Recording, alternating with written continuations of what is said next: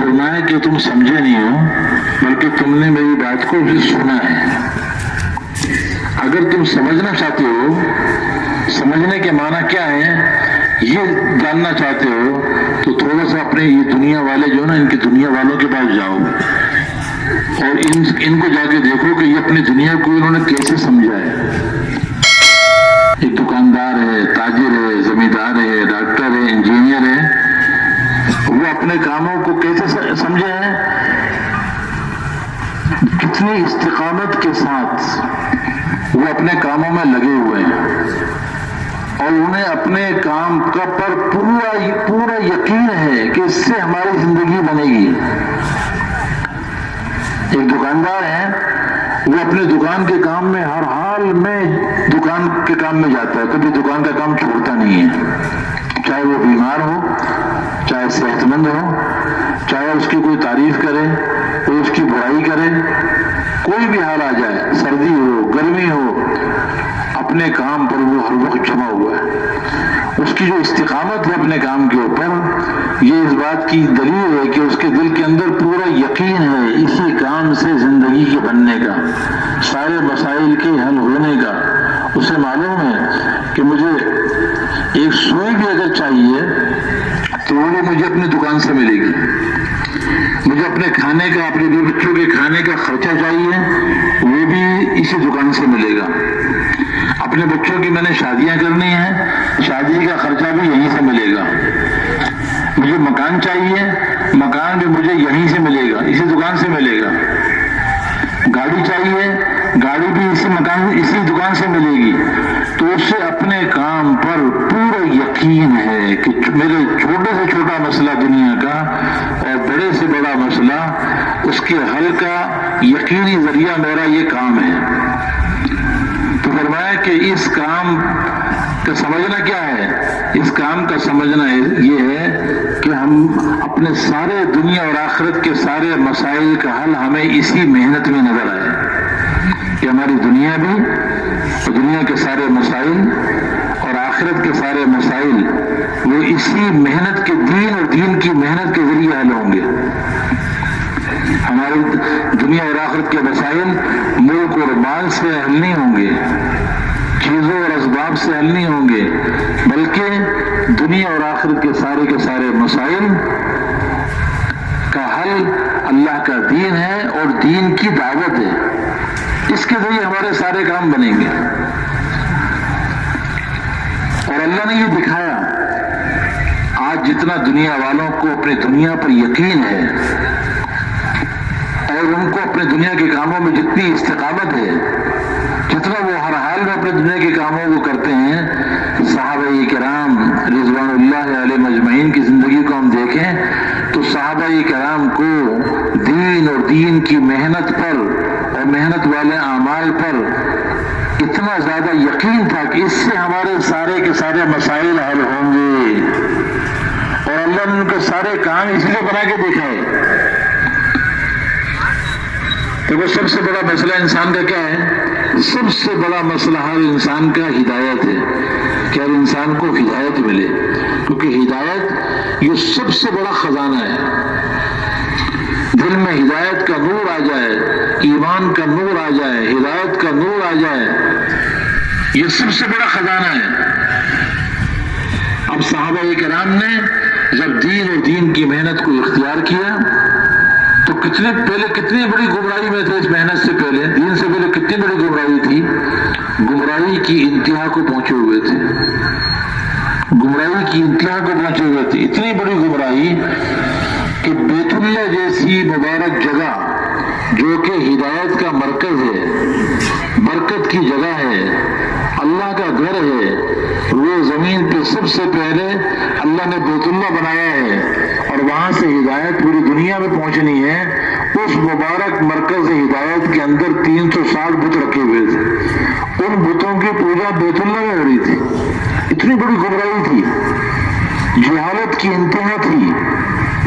چھوٹی چھوٹی باتوں پر آپس کے اندر لڑائیاں جھگڑے ہو جایا کرتے تھے. لیکن جب صحابہ کرام نے اس مبارک محنت کو کیا، دین اور دین کی محنت کو اختیار کیا، تو اللہ رب العزت نے ہدایت کی ہدایت کی انتہا سے نکال کر، ہدایت کی گمراہی کی انتہا سے نکال کر ہدایت کی چوٹی پر پہنچایا۔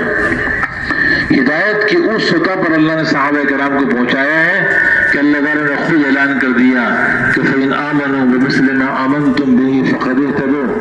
اگر ساری دنیا کے انسان ایسے ایمان لے آئیں کہ جو صحابہ کرام ایمان لائے تو یہ ہدایت یافتہ ہو گئے۔ ان کے ہدایت یافتہ ہونے کی گواہی اللہ قرآن میں دے رہا ہے، اولئک ھم المہتدون، یہ ہدایت یافتہ لوگ ہیں۔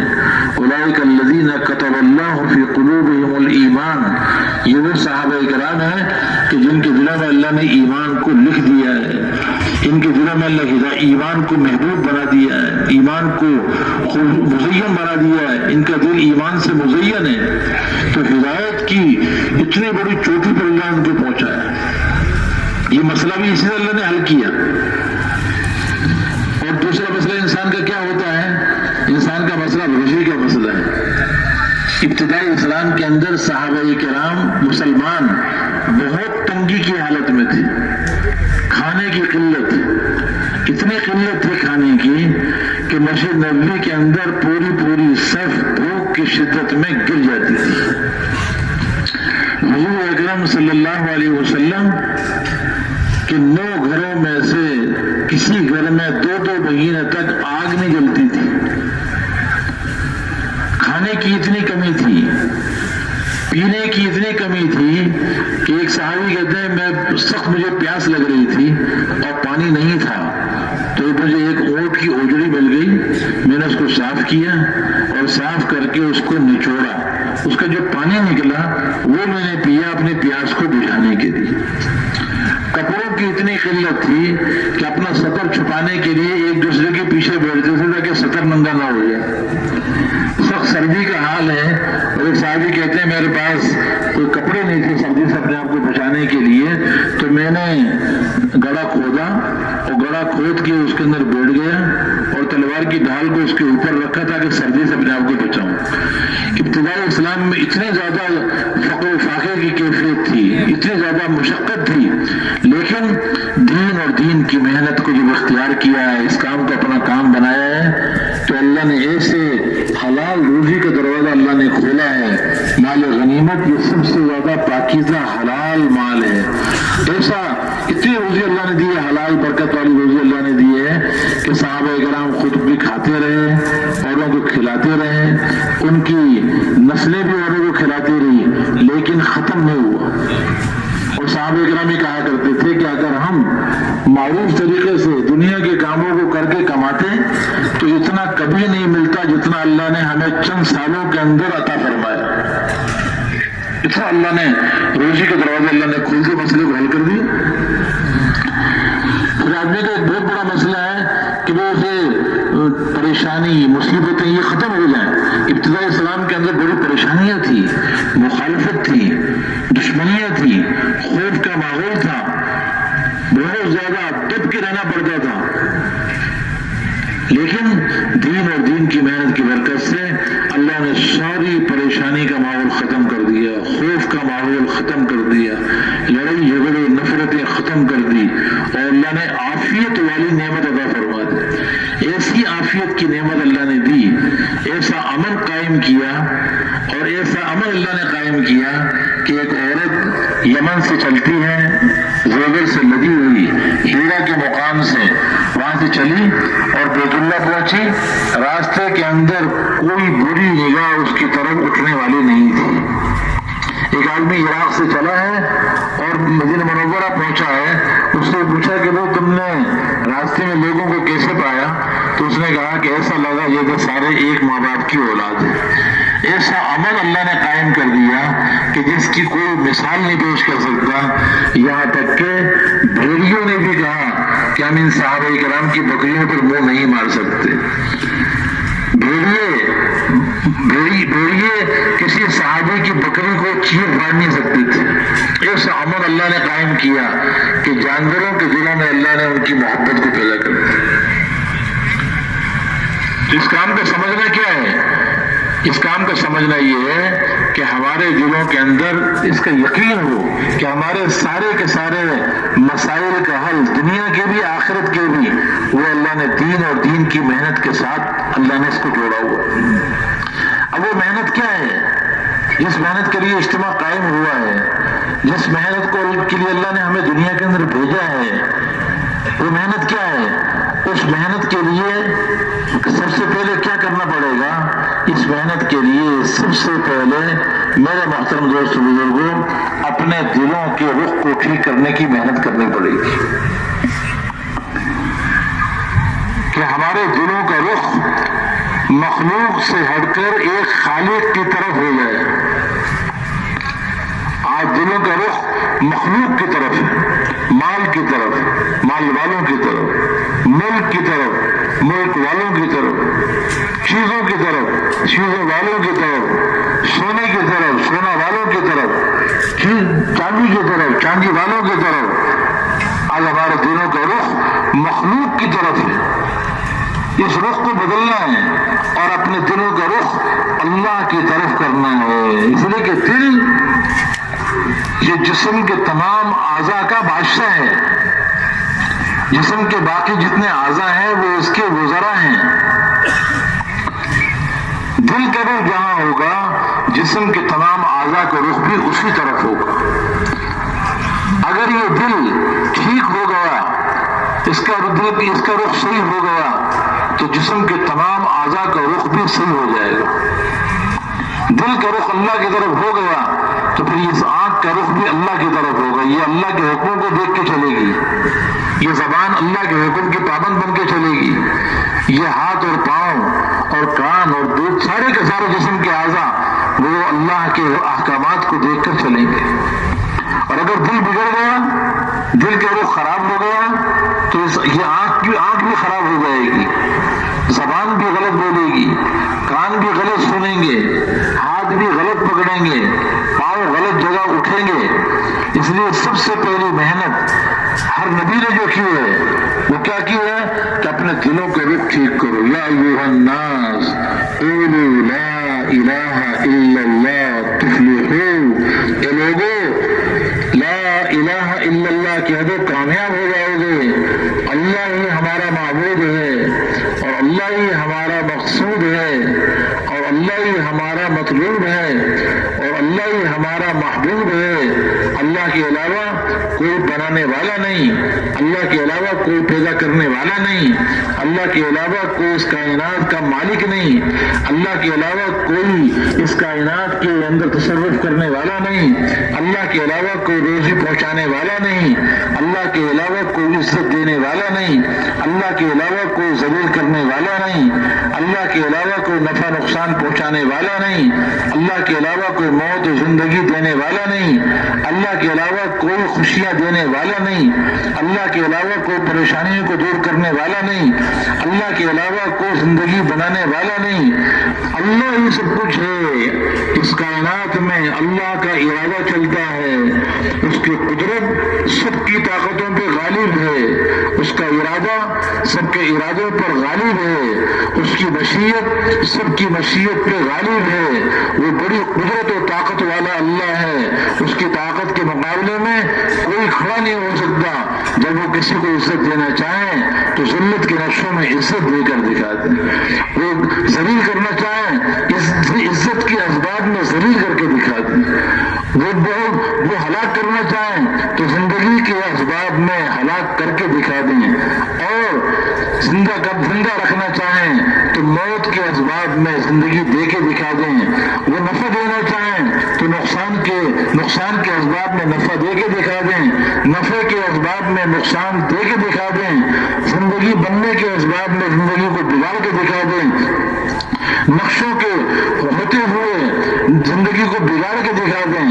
تھوڑے نقشوں سے زندگی اچھی بنا دیں, زیادہ نقشوں سے زندگی کو بگاڑ کے دکھا دیں, اسباب کے بغیر زندگی کو بنا کے دکھا دیں, اسباب کے ہوتے ہوئے زندگی کو بگاڑ کے دکھا دیں. اس کے ارادے کو کوئی ٹال نہیں سکتا, اس کی مشیت کو کوئی بدل نہیں سکتا. انما امرہ اذا اراد شیئا ان یقول له کن فیکون. اس کا ارادہ اس بات کی محنت کہ ہمارے دلوں کا رخ ایک اللہ کی طرف ہو جائے، خالق کی طرف ہو جائے، مخلوق سے ہٹ جائے۔ اللہ کے علاوہ جو کچھ بھی ہے یہ سارا مخلوق ہے، اور یہ سارا کے سارا مخلوق مشغول ہے، اور اللہ فعال لما یرید ہے، اور یہ اللہ اکیلا خالق ہے۔ اللہ کے علاوہ جو بھی ہے وہ مخلوق ہے، اکیلا اللہ مالک ہے۔ اللہ کے علاوہ جو بھی ہے وہ مملوک ہے، اکیلا اللہ جبار ہے۔ اللہ کے علاوہ جو بھی ہے وہ مجبور ہے، اکیلا اللہ قہار ہے۔ اللہ کے علاوہ جو بھی ہے وہ مقہور ہے، اکیلا اللہ غنی ہے۔ اللہ کے علاوہ جو بھی ہے سارے کے سارے محتاج ہیں۔ یا ایھا الناس انتم الفقراء الی اللہ واللہ هو الغنی الحمید۔ اے ساری دنیا کے انسانوں، اے ساری دنیا کے بادشاہوں، اے ساری دنیا کے وزیروں، اے ساری دنیا کے تاجروں زمینداروں، تم سارے کے سارے فقیر ہو، محتاج ہو، اور اللہ غنی ہے اور وہی قابل تعریف ہے۔ اس لیے اللہ کی طرف دوڑ لگاؤ، ففروا الی اللہ، اللہ کی طرف دوڑ لگاؤ، دلوں کا رخ اللہ کی طرف کرو، دلوں کا رخ اللہ کی طرف کرو۔ ایسا دل اللہ کی طرف ہو جائے کہ ساری دنیا کو ناراض کر سکتے ہیں لیکن اللہ کو ناراض نہیں کر سکتے۔ ساری دنیا ناراض ہو جائے لیکن اللہ ناراض نہ ہو۔ ان لم تكن ساخطا علی فلا ابالی، حضور صلی اللہ علیہ وسلم اپنے دعا میں کہہ رہے طائف کے موقع پر، طائف کے موقع اپنے دعوت دی، طائف والوں نے آپ کے ساتھ بہت برا سلوک کیا، آپ کی دعوت کو دھتکار دیا، پتہ نہیں کیا کیا باتیں آپ کو کہی۔ آپ نے اللہ تعالیٰ سے کیا کہا؟ اے اللہ اگر تو ناراض نہیں ہے تو مجھے کسی کی پرواہ نہیں۔ ان لم تكن ساخطا علی فلا ابالی، مجھے تجھے راضی کرنا ہے۔ دل کا رخ اللہ کی طرف ہو جائے، یہ محنت ہے، اس کے لیے ہم یہاں پر آئے ہوئے ہیں۔ آج ہمارے دلوں کا رخ غلط ہو پڑا ہے، دل کا قبلہ غلط ہو چکا ہے۔ مال، ملک، مادی نقشے، ان کی طرف دلوں کا رخ ہوا پڑا ہے۔ دل کے رخ کو اللہ کی طرف کرنا ہے، ایسا اللہ کی طرف دلوں کا رخ ہو جائے کہ ساری دنیا ناراض ہو جائے تو ہو جائے میں اللہ ناراض نہ ہو۔ اور کیا کرنا ہے؟ دلوں کا رخ احکامات کی طرف ہو جائے۔ دلوں کا رخ کہاں ہو جائے بھائی؟ احکامات کی طرف، کہ ہم ساری دنیا کو ٹھوکر مار دیں گے لیکن اللہ کے حکم کو قربان نہیں کریں گے۔ ایک طرف ساری دنیا کے خزانے ہمارے سامنے ہوں اور ایک طرف اللہ کا حکم ہو، اللہ کے حکم کو ہم کسی حال میں نہیں چھوڑیں گے، ساری دنیا کے خزانوں کو لات مار دیں گے۔ اس لیے کہ اللہ کا ہر حکم، یہ زمین اور آسمان اور جو کچھ اس کے درمیان میں ہے، یہ سب سے زیادہ قیمتی ہے۔ یہ ساری کائنات جو کچھ اس کے اندر ہے، جتنا سونا ہے، چاندی ہے، ہیرے ہیں، جواہرات ہیں، جتنے دنیا کی چیزیں ہیں، یہ سارا کا سارا اللہ کے نزدیک ایک مچھر کے پر کے برابر نہیں۔ اور اللہ کا ہر حکم جو زمین آسمان اور جو کچھ اس کے درمیان میں سب سے زیادہ قیمتی ہے۔ حضور اکرم صلی اللہ علیہ وسلم والے اعمال، آپ کی ایک ایک سنت زمین آسمان سے زیادہ قیمتی ہے۔ اس لیے ہم ایک ایک سنت کے لیے ساری دنیا کے نقشوں کو قربان کر دیں گے لیکن سنت کو قربان نہیں کریں گے۔ تو دلوں کو کس طرف ہو جائے؟ اللہ کے احکامات کی طرف، حضور اکرم صلی اللہ علیہ وسلم والے اعمال کی طرف، آپ کی سنتوں کی طرف ہمارے دلوں کا رخ ہو جائے۔ یہ محنت ہے، اس محنت کے ذریعے دلوں کے رخوں کو ٹھیک کرنا ہے۔ اور اس محنت سے کیا مطلوب ہے کہ دلوں کا رخ آخرت کی طرف ہو جائے۔ آج دل کا رخ دنیا کی طرف ہے۔ ہم دنیا کے چاہنے والے نہیں ہیں، ہم آخرت کے چاہنے والے ہیں۔ ہم آخرت بنانے آئے ہیں، دنیا بنانے نہیں آئے۔ صحابہ کرام رضی اللہ عنہم اجمعین ملکوں میں جاتے تھے تو ان سے کہا کرتے تھے، دیکھو انما ہممنا الآخرہ ولیست ہممنا الدنیا، ہمارے عزائم آخرت کے ہیں، ہمارے عزائم دنیا کے نہیں ہیں۔ ہم دنیا نہیں چاہتے، ہم تو آخرت چاہتے ہیں، ہم آخرت کو چاہنے والے ہیں۔ ہمارا مقصود آخرت ہے، ہم آخرت بنانا چاہتے ہیں۔ اس لیے ہمارے دلوں کا رخ ہر وقت آخرت ہمارے سامنے ہو کہ جتنا کائنات کا نقشہ نظر آ رہا ہے، یہ زمین، یہ سورج، یہ چاند، سمندر، ہوائیں، سب کچھ، سارا کائنات کا نقشہ جو نظر آ رہا ہے یا نظر نہیں آ رہا، یہ سب فنا ہو جانے والا ہے، یہ سب ختم ہو جانے والا ہے. کل من علیہا فان، یہ ساری کائنات پہ فنا آنی ہے. یہ زمین ہلے گی اور اللہ زمین کو ختم کر دے گا. آسمان کو آسمان پھٹ جائے گا، سورج بے نور ہو جائے گا، ستارے بے نور ہو جائیں گے، جھڑ جائیں گے، سمندروں میں آگ لگا دی جائے گی. یہ ساری دنیا کے جتنی مخلوقات ہیں، انسان، جنات، حیوانات، پرند درند، یہ سب ختم ہو جائے گا. یہ سب فنا ہو جانے والا ہے، باقی رہنے والا صرف اللہ ہے. وَيَبْقَى وَجْهُ رَبِّكَ ذُو الْجَلَالِ وَالْإِكْرَامِ.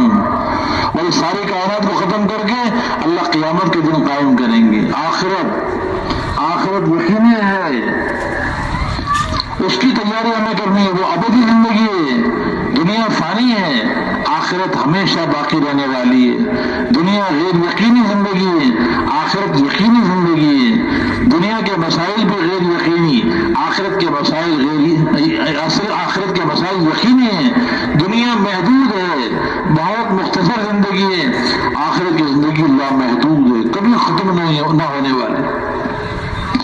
اس لیے ہمارے دلوں کا رخ اللہ کی طرف، اعمال کی طرف، احکامات کی طرف اور آخرت کی طرف ہو جائے.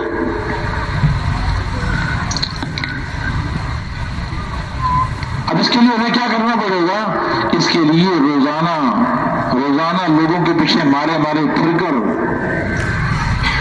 اللہ کا تعارف کرانا ہوگا، اللہ کی عظمت و بڑائی کو بیان کرنا ہوگا، لوگوں کو سمجھانا ہوگا کہ اللہ کون ہے، وہ کتنی بڑی قدرت و طاقت والا ہے. لوگوں اللہ کو پہچانو، گلی گلی میں، قریہ بقریہ، شہر بہ شہر، ملک در ملک، پوری دنیا میں اللہ کے پیغام کو لے کے پھرنا، اپنے محلوں کے اندر بھی اور نقل و حرکت میں بھی، مقام پر بھی، بستی بستی، محلہ، گلی گلی، لوگوں کو یہ سمجھانا کہ اللہ کتنی بڑی قدرت والا ہے. اے لوگوں، اللہ پہ یقین کر کے چلو، اللہ کتنی بڑی طاقت والا ہے، کتنی بڑی قدرت والا ہے.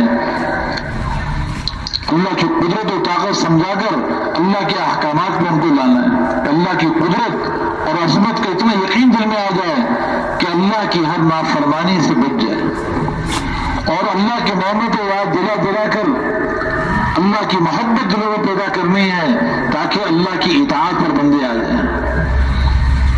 تو ہر مسلمان کو اللہ کی قدرت و طاقت کو سمجھانا اور دین پہ چلنے کے نفع بتانا کہ دین پہ چلنے سے زندگی بنے گی، بے دینی کے نقصان سمجھانا اور آخرت سمجھانا ہر ایک کو. اس کی دعوت دینی پڑے گی، اسی دعوت کو سننا ہوگا، اسی کو سوچنا ہوگا، اسی نگاہ سے ہر چیز کو دیکھنا ہوگا. یہ سب سے پہلی محنت ہے، یہ محنت ہے. اس محنت کے ذریعے دین زندگی میں آئے گا، پھر آدمی دیندار بنے گا، اور جو دیندار بن کے جیے گا، دیندار بن کے مرنا اس کے لیے آسان ہوگا. جینا بھی آسان، مرنا بھی آسان. وَلَا تَمُوتُنَّ إِلَّا وَأَنْتُمْ مُسْلِمُونَ. تمہاری موت ہرگز نہ آئے مگر اس حال میں کہ تم مسلمان ہو. اس لیے اس کی دعوت دینی پڑے گی، دن میں پھر کر لوگوں کو اس کے لیے تیار کرنا پڑے گا تاکہ ہمارے دلوں کا رخ صحیح ہو. دلوں کا رخ اللہ کی طرف ہوگا، احکامات کی طرف ہوگا تو یہ ہر وقت اللہ کے احکامات کو دیکھ کے زندگی گزارے گا. آخرت کی طرف ہوگا تو ہر وقت اس کا عمل اللہ کی رضا کے مطابق ہوگا. اور کیا کرنا پڑے گا اس کے لیے؟ اپنے فکر کو ٹھیک کرنا پڑے گا. اس لیے کہ قوت عمل قوت فکر کے تابع ہوتی ہے. فکر کو ٹھیک کرنے کا مطلب کیا ہے؟ فکر کو ٹھیک کرنے کا مطلب یہ ہے کہ ہم کوئی بھی کام کر رہے ہیں دنیا کا، ہمارے دلوں میں آخرت کی فکر ہو، دین کی فکر ہو.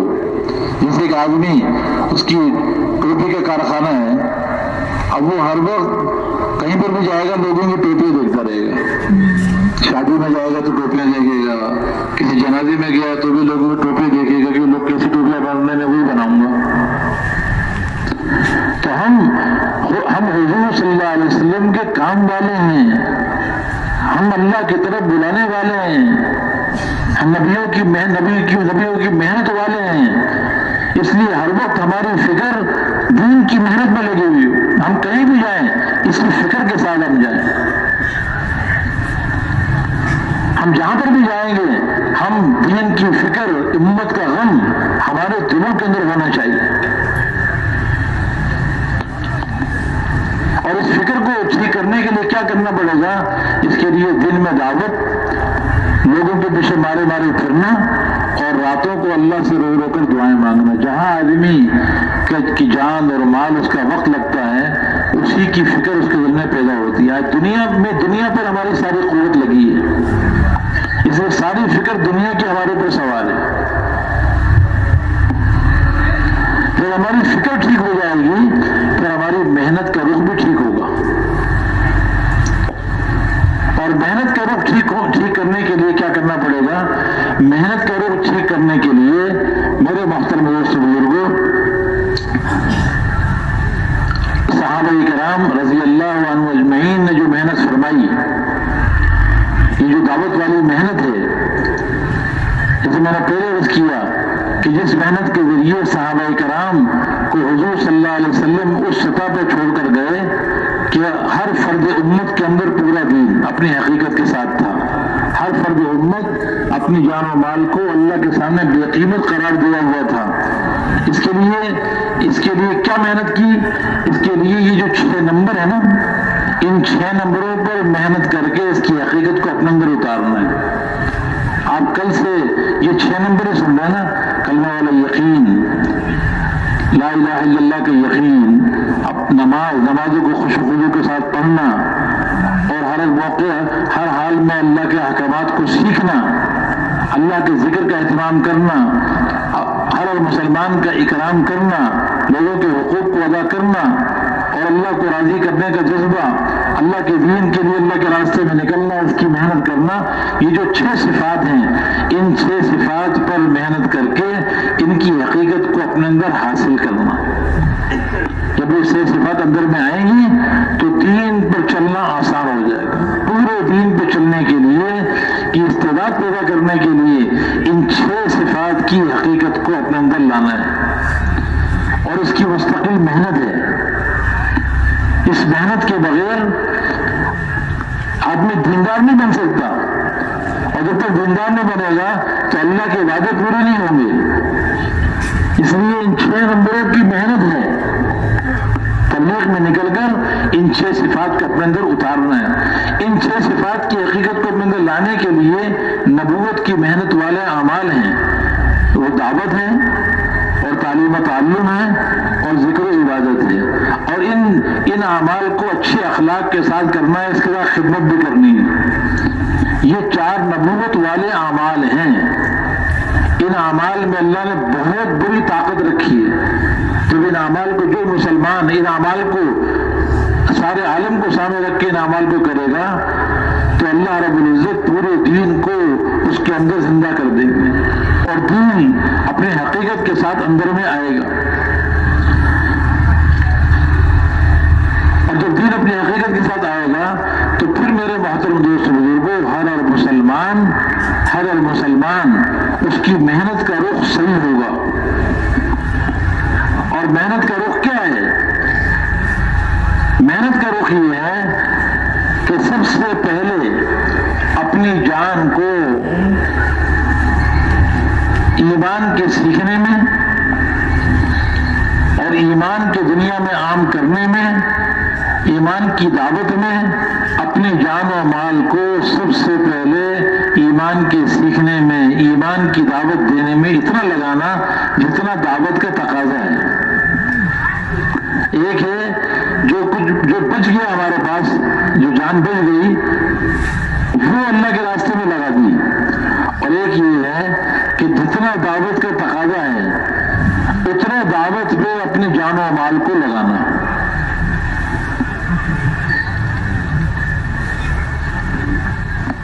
اگر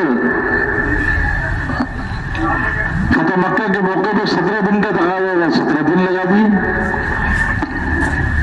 اور کہیں 50 دن لگانے کا تقاضا 50 دن لگا دیے، کہیں ایسا تقاضا آیا کہ بس اللہ کے راستے میں نکلنا ہے اور جان بھائی قربان ہو گئے تو جان بھی لگا دی۔ تو جتنا صحابہ کرام انہوں نے اپنے جان و مال کا سب سے پہلے جو مصرف بنایا وہ دین کی دعوت، ایمان کی دعوت، جتنا دعوت کا تقاضا ہے۔ اور دوسرے نمبر پر اپنے جان و مال کو دین کے سیکھنے سکھانے پر لگانا، تعلیم و تعلم پر لگانا، جتنا تعلیم و تعلم کو تقاضا ہے۔ اور تیسرے نمبر پر اپنی زندگی کی ترتیب یہ بنانی ہے کہ جان و مال کو اللہ کی عبادت پر لگانا، جتنا عبادت کا تقاضا ہے۔ اور چوتھے نمبر پر جان و مال کو اپنی ضرورت کے پورا کرنے میں، اپنے بیوی بچوں کی ضروریات کے پورا کرنے میں بقدر ضرورت لگانا، اسراف سے بچتے ہوئے۔ اس لیے کہ تبلیغ میں یہ نہیں کہا جا رہا کہ آدمی بالکل درویش بن جائے اور سب کچھ چھوڑ دے، نہ کوئی کاروبار ہے نہ بیوی بچے ہیں، اس لیے کہ رہبانیت یہ نصارہ کا کام ہے،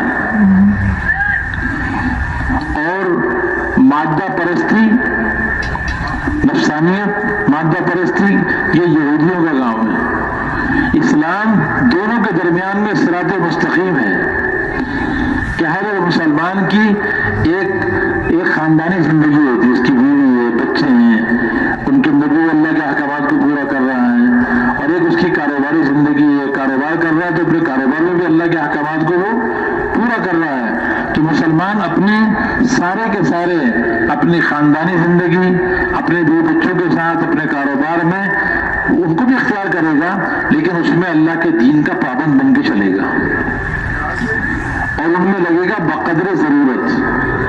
ہر انسان کے ساتھ ضرورتیں لگی ہوئی ہیں، ان ضرورتوں کو آدمی چھوڑ نہیں سکتا، کوئی ایک چیز بھی چھوڑ نہیں سکتا۔ کہ کھانا ہر انسان کی ضرورت ہے، لباس ہر ایک کی ضرورت ہے، مکان ہر ایک کی ضرورت ہے، سواری ہر ایک کی ضرورت ہے، بیوی ہر ایک کی ضرورت ہے، یہ سب ضروریات ہیں ہر ایک کی۔ اب کسی ایک چیز کو بھی آدمی اگر چھوڑے گا تو کیا ہوگا؟ 2-4 دن تک اگر ایک آدمی کھانا نہ کھائے تو کیا ہوگا؟ دن میں تالے نظر آئیں گے، اس کو کوئی کام کر ہی نہیں سکے گا اپنا۔ وہ یہ ضروریات ہر ایک کے ساتھ لگی ہوئی ہیں، تو ان ضروریات کو بھی پورا کرنا ہے، لیکن اس میں دین کا پابند بن کے چلنا ہے، اللہ کے احکامات کے مطابق کمانا، اللہ کے احکامات کے مطابق کھانا، لباس، شادی، غنی، اپنے سارے جتنے کام ہیں ان ضروریات کو اللہ کے احکامات کے مطابق پورا کرنا ہے، علماء سے معلوم کر کے بقدر ضرورت اور اسراف سے بچتے ہوئے۔ اس لیے کہ اسراف کی مثال ایسی ہے جس سے آگ کی ہوتی ہے، پورے لاہور کے لکڑی جمع کر کے آگ میں ڈال دو تو آگ اس سب کو کھا جائے گی اور اس کا پیٹ نہیں بھرتا۔ آج مال کی کمی نہیں ہے، وقت کی کمی نہیں ہے، ہر ایک کے پاس مال بھی بہت ہے، وقت بھی بہت ہے، جان بھی ہے، لیکن اسراف نے سب کی طاقت کو ختم کر دیا، اسراف عام ہوا پڑا۔ اس لیے مسلمان ہیں اور مسلمان کے پاس اللہ کے دین کے لیے لگانے کے لیے وقت ہی نہیں ہے، کہتے میرے پاس وقت ہی نہیں دین وقت لگانے کے لیے، اللہ کے راستے میں لگانے کے لیے وقت ہی نہیں میرے پاس، اللہ کے دین کے لیے میرے پاس مال ہی نہیں ہے۔ حالانکہ مال موجود ہے، وقت بھی موجود ہے، جان بھی موجود ہے، لیکن اسراف نے جان، مال، وقت کی ساری طاقت کو ختم کر دی۔ اس لیے اسراف سے اپنے آپ کو بچانا ہے اور پھر ان ضروریات میں لگنا ہے دین کے مطابق، بقدر ضرورت، اسراف سے بچتے ہوئے، اور ان کو تابع کرنا ہے اللہ کے دین کی محنت کے، کہ جب اللہ کے دین کا تقاضا آ جائے، دعوت کا تقاضا آ جائے، دین کی محنت کا تقاضا آ جائے، تو یہ اپنے کاروبار کو، اپنے بیوی بچوں کی ضروریات کو، اپنی حاجتوں کو، ان کو مؤخر کریں، اللہ کے دین کے تقاضے کو مقدم کر دیں۔ اس کا نام بنے گا قربانی. یہ تقدیم و تاخیر ہے، کوئی کام چھڑوانا مقصود نہیں ہے. تبلیغ میں جو کہا جائے نا قربانی کرو، قربانی کا مطلب یہ نہیں کہ آدمی مرد بن جائے سارے کام چھوڑ دے، بلکہ تقدیم و تاخیر ہے کہ وہ کرنے سارے کام ہیں اور احکامات کے مطابق کرنا ہے. لیکن جب دین کا تقاضا آ گیا، اللہ کے احکام، اللہ کے دین کی محنت کا تقاضا آ گیا، تو اپنے کاروبار کو کے تقاضوں کو مؤخر کر دیں، اپنے بیوی بچوں کے تقاضوں کو مؤخر کر دیں، اپنے کھانے کمانے کے تقاضوں کو مؤخر کر دیں اور دین کے تقاضے کو مقدم کر دیں. یہ قربانی بنے گی. یہ کیا بنے گی؟ یہ قربانی بنے گی. اور جو اللہ کے دین کے لیے قربانی دے گا، اپنے دنیا کے تقاضوں کو مؤخر کرے گا، یہ بچوں کے تقاضوں کو مؤخر کرے گا اللہ کے دین کے تقاضوں کی خاطر، تو اللہ اس قربانی کو قبول فرما کر اللہ رب العزت ایک تو سب سے پہلے اس کو روزانہ ہدایت میں اس کو ترقی دیں گے. والذین جاہدوا فینا لنہدینہم سبلنا. جو اللہ کے دین کے لیے مجاہدہ اختیار کرتے ہیں، قربانی کرتے ہیں، اللہ اسے روزانہ ہدایت میں تو ہدایت کے نور میں ترقی دیں گے. اور ہدایت کے اتنے درجات ہیں کہ یہ بڑھتا جائے گا اور اس کی کوئی حد نہیں ہے. اور دوسرا نام اللہ کیا دیں گے؟ جو اللہ کے دین کے لیے قربانی کرتا ہے، اللہ تعالیٰ روزانہ اس کے لیے حلال روزی کا دروازہ کھولے گے. اتنا اللہ کھلائیں گے، اتنی حلال روزی دیں گے کہ جس کا یہ تصور نہیں کر سکتا. اس کی دکان، کاروبار، چیزوں سے، دنیا کے مادی نقشوں سے وہ دروازہ نہیں کھلے گا حلال کا، جو اللہ کے دین کے لیے قربانی کرنے پر اللہ کھولیں گے. جیسے صحابہ کے اللہ نے کھولا، اتنا اللہ نے دیا کہ خود بھی کھاتے رہے، کھلاتے رہے، اور ان کی اولادیں بھی کھاتی کھلاتے رہی، یہاں تک کہ دنیا سے چلے گئے اور ختم نہیں ہوا. تو حلال روزی کا اللہ دروازہ کھولیں گے. اور اس قربانی کرنے پر تیسرا انعام اللہ یہ دیں گے کہ اللہ تعالیٰ تمام پریشانیوں کو، مصیبتوں کو، جو آج جتنی پریشانیوں میں آج امت مبتلا ہے، یہ ساری پریشانیاں اللہ ختم کر کے عافیت کی زندگی اللہ دے دیں گے. ایسی عافیت کی زندگی اللہ دیں گے کہ ان کی زندگی کو دیکھ کر لوگ رش کریں گے. جیسے مدینہ منورہ میں جب صحابہ کرام نے قربانی کی ہے اس محنت کے لیے، اپنے دنیا کے تقاضوں کو مؤخر کیا ہے دین کے تقاضے کی خاطر، تو اللہ نے ایسا عافیت کا ماحول بنایا کہ کوئی ایسا ماحول دنیا میں پیش نہیں کر سکتا. ایسا مدینہ منورہ کا ماحول بنا ہے. ایسی عافیت والی زندگی اللہ نے دے دی. عافیت ایمان کے بعد سب سے بڑی دولت ہے. اللہ کے نبی نے فرمایا صلی اللہ العافیہ، اللہ سے عافیت مانگو گو.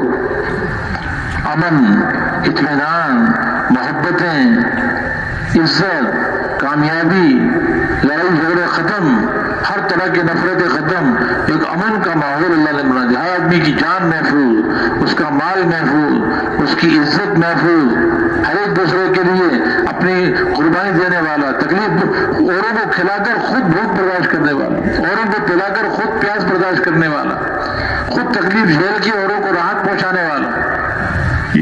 یہ عافیت کا ماحول اللہ نے بنا دیا. یہ قربانی پر، دین کے لیے قربانی ہم جب کریں گے تو اللہ رب العزت عافیت والی زندگی دیں گے. لوگ زندگی کو دیکھ کے رش کریں گے. بڑے محترم دوست بزرگوں، اس کے لیے کیا کرنا پڑے گا؟ اس قربانی، جو قربانی دین کے لیے جب قربانی آدمی دے گا تو پھر یہ اللہ کے بھی تقرب کا ذریعہ بنے گا. اللہ کے اتنا قریب ہوگا کہ اللہ ان کی قربانی کو قبول فرما کے ساری انسانیت کے لیے ہدایت کا دروازہ بھی اللہ کھول دے گا. ایک مجمع اس قربانی پر آ جائے، ایسا عملہ تیار ہوگا، مجمع کتنا ہوگا یہ اللہ جانتا ہے. وہ 100 ہوں گے، 1000 ہوں گے، 10,000 ہوں گے، 313 ہوں گے، یہ اللہ کو معلوم ہے. ایک مجمع اس سطح پر آ جائے کہ وہ اللہ کے دین کے سامنے اپنے جان و مال کو بے قیمت قرار دے دے، تو اللہ تعالیٰ ان کی اس قربانی کو قبول فرما کر پوری امت کے لیے مسئلے کو حل کر دیں گے. اور اللہ کرے گا اپنی قدرت سے، اس لیے کہ یہ نبوت کے مقاصد میں سے ہے. هو الذي ارسل رسوله بالهدى ودين الحق ليظهره على الدين كله. تاکہ دین کو سارے باطل دینوں پر غالب کر دیا جائے۔ دین حق جو ہے اس کی جگہ اوپر ہے، حق ہمیشہ اوپر ہوتا ہے، حق غالب آ کر ہوتا ہے، باطل کی جگہ نیچے ہے۔ آج محنت کے نہ ہونے کی وجہ سے باطل اوپر آیا ہوا ہے، حق نیچے آ چکا ہے۔ جب محنت کرنے والے محنت کو صحیح طریقے سے کریں گے اور ان صفات مطلوبہ کے ساتھ کریں گے، دن کی محنت، رات کی محنت، اجتماعی اعمال، انفرادی اعمال، نقل و حرکت بھی ہے، نکل کر بھی محنت کر رہے ہیں، صحیح طرح وقت لگا رہے ہیں اور واپس آ کر بھی اپنے مقام پر محنت کر رہے ہیں، جب ان کی محنت اللہ کے ہاں قبول ہو جائے گی اور اللہ کے ہاں پسند آ جائے گی تو اللہ تعالیٰ حق کو اوپر لے آئیں گے اور باطل کو اللہ نیچے کر دیں گے۔ بل نقذف بالحق علی الباطل فیدمغه فاذا هو زاهق، اللہ تعالیٰ حق کو باطل کے منہ پہ دے کے مارتے ہیں اور باطل کا بھیجا اللہ نکال دیتا ہے۔ باطل تو ختم ہونے کے لیے جاء الحق وزهق الباطل ان الباطل كان زهوقا، جب حق آئے گا باطل خود بخود ختم ہو جائے گا، باطل تو ہے ختم ہونے کے لیے۔ لیکن شرط یہ ہے کہ حق والے ان سے جو مطالبہ ہے محنت کرنے کا وہ اپنے اس محنت پر آ جائیں، جو محنت اللہ کے یہاں مطلوب ہے، مقصود ہے، اس محنت پر اگر یہ آ جائیں گے، اس مطلوبہ قربانی پر آ جائیں گے، اپنی زندگیوں کو بھی سنواریں گے، پورا کا پورا دین ان کی زندگی میں ہوگا، سر سے لے کے پاؤں تک یہ اپنے 24 گھنٹے اللہ کے احکامات کے پابند بن کے چلیں گے، پورا دین ان کی زندگی کے اندر ہوگا اپنے حقیقت کے ساتھ، اور یہ دین کے لیے اپنے جان و مال کو بے قیمت قرار دیں گے۔ اس کے لیے روزانہ دعوت کا دینا، روزانہ سیکھنا سکھانا، فضائل کی تعلیم کے حلقوں میں بیٹھنا، علماء سے جا کے اپنے مسائل کا سیکھنا، روزانہ تنہائیوں میں بیٹھ کے اللہ کا ذکر کرنا، اپنے نمازوں کو بنا کر نمازوں کے اندر خشوع و خضوع کا پیدا کرنا، اپنی عبادات کو ایسا بنانا کہ نماز ہر قسم کے فحش اور برائی کے کاموں سے روک دے، ایسے روزہ رکھنا کہ اس روزے کے ذریعے تقوی زندگی کے اندر آ جائے، زکوٰۃ اس طرح ادا کرنا کہ زکوٰۃ کے ذریعے اندر سے بخل ختم ہو جائے، حج ایسے ادا کرنا کہ حج کے ذریعے اطاعت کا مادہ پیدا ہو جائے۔ سارے کے سارے اعمال یہ عبادات کو صحیح نہج پہ کرنے والے بنیں گے، اللہ کا ذکر کرنے والے بنیں گے، اللہ کے دھیان کے ساتھ ہر عمل کو کرنے والے بنیں گے، اپنے اخلاق کو اعلیٰ سے اعلیٰ بنائیں گے، ہر ایک کے حقوق کو ادا کرنے والے بنیں گے۔ حقوق کا ادا کرنا یہ عدل ہے، مسلمانوں کی معاشرت کی بنیاد عدل و انصاف پر ہے، مسلمانوں کی معاشرت کی بنیاد احسان پر ہے۔ ان اللہ یحب المحسنین، اللہ تعالیٰ احسان کرنے والوں سے محبت کرتے ہیں۔ مسلمانوں کی معاشرت کی بنیاد ایثار پہ ہے کہ اوروں کو کھلا کر خود بھوک برداشت کرنے والے، عدل و انصاف اور احسان اور ایثار یہ مسلمانوں کی معاشرت کی بنیادیں ہیں، یہ بنیادیں ان کے اندر وجود میں آئیں گی اور ان کی ہر عمل سے مقصود اللہ کی رضا ہوگی، اور اللہ کو راضی کرنے کو مقصود بنا کے یہ اپنی جانیں، اپنا مال، اپنی صلاحیتیں اللہ کے دین پہ لگانا، اس کو اپنی سعادت سمجھیں گے۔ اللہ ان لوگوں سے، ان خوش قسمت لوگوں سے اپنے دین کا کام لیتے ہیں کہ جن کے دل کا جذبہ یہ ہوتا ہے کہ یہ ہماری جان و مال اللہ پہ قربان ہو جائے اور اللہ کا کلمہ دنیا میں چمک جائے۔ اللہ پر جان و مال لگانا، اس کو وہ اللہ پر احسان نہیں سمجھتے بلکہ اپنی سعادت سمجھتے ہیں۔ صحابہ کرام رضی اللہ عنہم اجمعین جان و مال کو اللہ پہ لگانے کو اپنی سعادت سمجھتے تھے، خود پیش کرتے تھے اللہ کے سامنے کہ اللہ ہماری جان و مال حاضر ہے۔ عبداللہ بن جحش رضی اللہ تعالیٰ عنہ دعا مانگ رہے ہیں، اپنے ساتھی سے کہا چلو دعا مانگتے ہیں احد کے موقع پر، اور ہر ایک اپنے دل کی تمنا کے اللہ سے دعا مانگے، اور دوسرا آمین کہیے، قبولیت کی زیادہ قریب ہے۔ تو دعا کیا مانگی؟ اے اللہ کل میرا مقابلہ ایک بہادر سے کروا، ایسے کافر ہے جو بڑا بہادر ہو، بڑا طاقتور ہو، وہ مجھے قتل کر دے، میرے ناک کان کاٹ کے الگ الگ کر دے، جب کل قیامت کے دن تو پوچھے کہ عبداللہ تیرے ناک اور کان کیوں کاٹے گئے، تو میں کہوں کہ اللہ تیرے رسول کے راستے میں کاٹے گئے۔ تو کہے کہ ہاں واقعی سچ ہے، یہ اللہ کے لیے اپنے آپ کو پیش کرنا، اپنے جان و مال کو بقیمت کر دینا اللہ کے دین کے لیے۔ حضرت عمر بن جموع رضی اللہ تعالیٰ عنہ اللہ کے راستے میں نکل رہے ہیں اور دعا مانگ رہے، اللہ ولا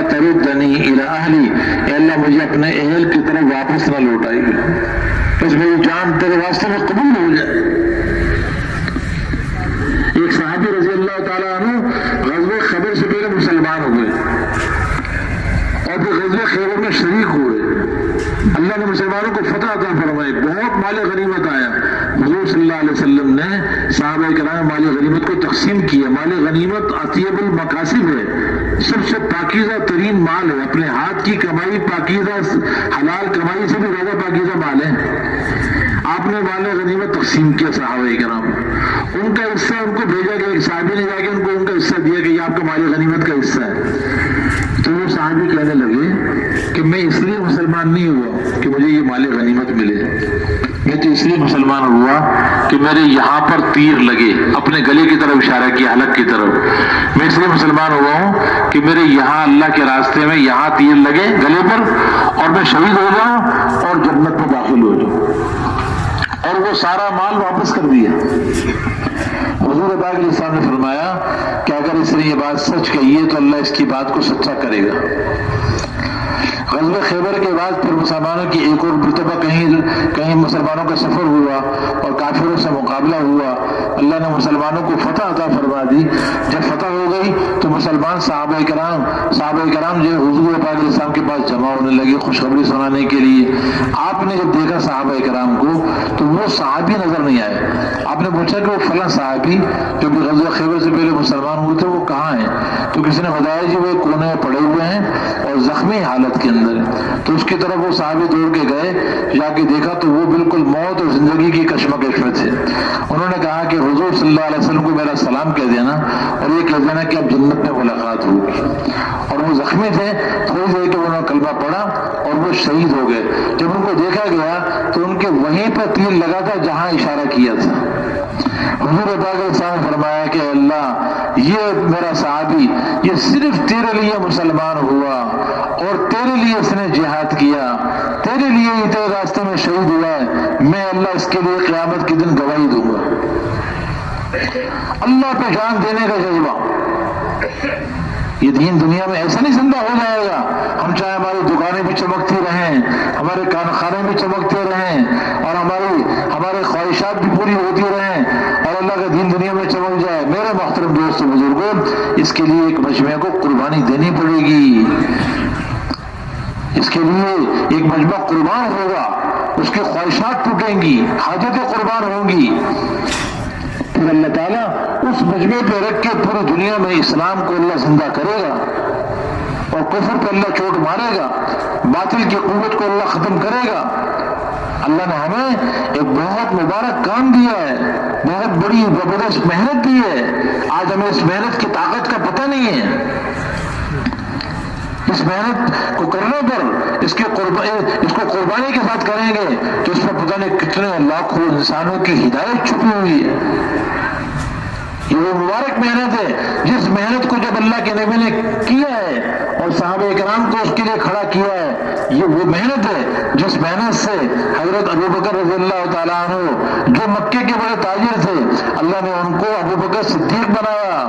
اس محنت کی برکت سے عمر رضی اللہ تعالیٰ عنہ ان کو اللہ نے فاروق اعظم بنایا، عثمان رضی اللہ تعالیٰ عنہ کو عثمان غنی بنایا، حضرت علی کرم اللہ وجہ کو اللہ نے بنایا۔ یہ صحابہ کرام کا وہ مجمع، ایسا مبارک مجمع تیار ہوا اس مبارک محنت سے کہ جو اللہ کے پیغام کو لے کے پوری دنیا میں گیا ہے اور پوری دنیا میں اللہ کا پیغام انہوں نے عام کیا ہے۔ 1,24,000 صحابہ کرام، حضور پاک علیہ السلام نے ان کو خطاب کر کے فرما دیا حجۃ الوداع کے موقع پر کہ دیکھو اب میں نے اللہ کا پیغام تم تک پہنچا دیا ہے، اب تمہاری ذمہ داری ہے حاضرین کی کہ غائبین تک میرے پیغام کو پہنچائیں۔ تو یہ صحابہ کرام جو چلے ہیں اس پیغام کو لے کر، میرے محترم دوست بزرگوں، چند سالوں میں پوری دنیا میں اسلام پہنچ گیا۔ آج ہم مسلمان بیٹھے ہوئے ہیں، اگر صحابہ کرام اس محنت کے لیے قربانیاں نہ دیتے تو پتہ نہیں آج ہم کس گھنٹے کا کس جگہ پہ گھنٹہ بجا رہے ہوتے۔ یہ صحابہ کرام کی قربانیوں کا نتیجہ ہے کہ آج پوری دنیا میں اللہ نے اسلام کو پھیلایا ہوا ہے۔ یہ بہت مبارک محنت ہے، بہت طاقتور محنت ہے، اس سے زندگیاں بدلے گی، اندر کا کفر ٹوٹے گا، اندر کی نافرمانی کے جذبات ٹوٹیں گے، غلط یقین پر چوٹ پڑے گی، جتنے غلط بول یقین کے بول ہیں، جب یہ ایمان کا بول بولا جائے گا، اس کی دعوت دی جائے گی کہ اللہ سے ہوتا ہے، اللہ کے غیر سے نہیں ہوتا، ساری دنیا میں جتنے غلط یقین کے بول ہیں ان پہ چوٹ پڑے گی۔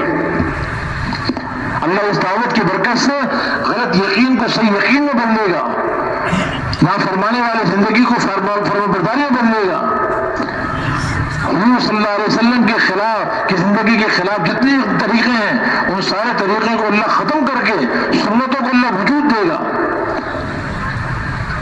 فرائض اس کے ذریعے وجود میں آئیں گے، واجبات وجود میں آئیں گے، ہر حرام اس محنت کے ذریعے ختم ہوگا، ہر نیکی وجود کے اندر آئے گی، جہالت ختم ہوگی اور علم کو اللہ زندہ کرے گا، غفلت ختم کر کے اللہ تعالیٰ ذکر اور اپنے دھیان کو زندہ کرے گا، بد اخلاقی والی زندگی کو اللہ ختم کر کے اچھے اخلاق کو اللہ زندہ کرے، خود غرضی، عصبیت اور تمام غلط جذبات کو اللہ ختم کر کے للہیت اور اخلاص کو اللہ تعالیٰ زندہ کرے۔ گارے اور مٹی پر جان لگانے کے بجائے یہ اللہ کے دین پر جان و مال لگانے کا کے لیے تیار ہوگا۔ آج زندگیاں گارے مٹی پہ لگ رہی ہیں، فانی چیزوں پہ لگ رہی ہیں، اس دعوت کی محنت کی برکت سے لوگ ایسا مجمع تیار ہوگا جو اللہ کے دین کے لیے اپنے جان و مال کو قربان کرنے والا بنے۔ آج ہمیں اس محنت کی طاقت کا پتہ نہیں ہے، ہم اس محنت کو اپنی محنت بنانے والے بنے، ہم حضور پاک علیہ السلام کے امتی ہیں، ہم تاجر نہیں ہیں، زمیندار نہیں ہیں، ڈاکٹر انجینئر نہیں ہیں۔ یہ کوئی تاجر ہونا، زمیندار ہونا، ڈاکٹر ہونا، انجینئر ہونا، مالدار ہونا یہ کوئی فخر کی بات نہیں ہے۔ ہماری پہچان ہم مسلمان ہیں، ہماری پہچان ہم حضور اکرم صلی اللہ علیہ وسلم کے امتی ہیں، ہماری پہچان ہم حضور صلی اللہ علیہ وسلم کے کام والے ہیں، ہم اللہ کی طرف بلانے والے ہیں۔ آج ہم نے اپنی حیثیت کو گرا دیا۔ ایک آدمی ڈاکٹری کے پڑھنے کے بعد کتنے سال لگتے ڈاکٹر بننے میں؟ ڈاکٹر بننے کے بعد لاہور کے بعد سبزی منڈی میں جا کے سبزی کی دکان کھول لے اور فخر کرے کہ بھائی میں تو سبزی بیچتا ہوں۔ سب کہیں گے کتنا بیوقوف آدمی ہے۔ ہم حضور اکرم صلی اللہ علیہ وسلم کے امتی ہیں، اللہ نے ہمیں بھیجا ہے، ایک بہت بڑے کام کے لیے بھیجا ہے، ہمارا انتخاب کیا ہے۔ کنتم خیر امت مخرجت للناس کا خطاب دیا ہے۔ قل هذه سبیلی ادعو الی اللہ علی بصیرۃ انا ومن اتبعنی، ہمیں حضور والے کام میں شریک کیا ہے۔ آدمی کا مقام اس کے کام کے اعتبار سے ہوتا ہے۔ اللہ نے ہمیں نبی والا کام دیا ہے، یہ ہمارے فخر کا ذریعہ ہے، یہ ہمارا سب سے بڑا شرف ہے۔ اس لیے صحابہ کرام کو ہر وقت اس کا استعمال تھا کہ ہم دین کو پھیلانے والے ہیں۔ تجارت 2 نمبر پہ، زمینداری 2 نمبر پر ہے، دنیا کے جتنے کام ہیں 2 نمبر ہے، بقدر ضرورت پر بقدر ضرورت ہے۔ اصل ہم دین کو دنیا میں پھیلانے والے ہیں، اسلام کو دنیا میں عام کرنے والے ہیں۔